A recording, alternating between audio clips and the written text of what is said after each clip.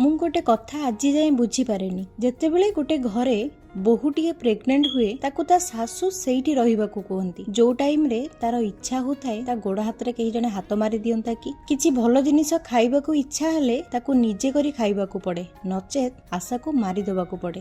ଏତେ କଷ୍ଟ ଭିତରେ ଯଦି ବୋହୂଟାକୁ କେବେ କେବେ ବାନ୍ତି ହୁଏ ନା, ତାହେଲେ ସିଏ କାଳେ ବାହାନା କରି ଶୋଇ ପଡୁଛି। ଆଉ ସେଇ ସମୟରେ ଆଉ ଗୋଟେ କଥା ବି ଶୁଣିବାକୁ ପଡେ, ଆମେ କଣ ଆଉ ଛୁଆ ଜନ୍ମ କରିଥିଲୁ କି, ଏଇ ତ ଏକା ଏବେ କରୁଛି ଆଉ।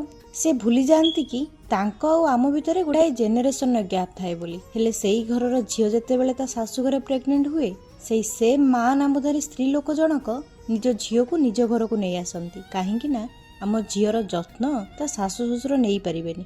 ସେତେବେଳେ ସେ ଶାଶୁ ଭୁଲି ଯାଆନ୍ତି କି ତାଙ୍କୁ ବି ସେଇ ଶାଶୁ ପଦବୀକୁ ଯିବା ପାଇଁ ଝିଅରୁ ବହୁ ବାଟ ଦେଇ ଯିବାକୁ ପଡିଥିଲା। ସେ ଭଲସେ ଜାଣିଥାନ୍ତି ଏଇ ପ୍ରେଗନେନ୍ସିରେ କାହାର ଜରୁରତ ଅଧିକ ଥାଏ, ତଥାପି ସେ ବୋହୂ ଆଉ ଝିଅ ଭିତରେ ଫରକ କଣ ଦେଖେଇ ଦିଅନ୍ତି। ଏମିତି ଶାଶୁମାନଙ୍କୁ ମୋର ଗୋଟିଏ ରିକ୍ୱେଷ୍ଟ, ଯଦି ଆପଣ ଆପଣଙ୍କ ଝିଅର ଦୁଃଖକୁ ବୁଝିପାରୁଛନ୍ତି, ତାହେଲେ ଗୋଟେ ବୋହୂର ଦୁଃଖକୁ ବୁଝିବାରେ ଅସୁବିଧା ବା କଣ?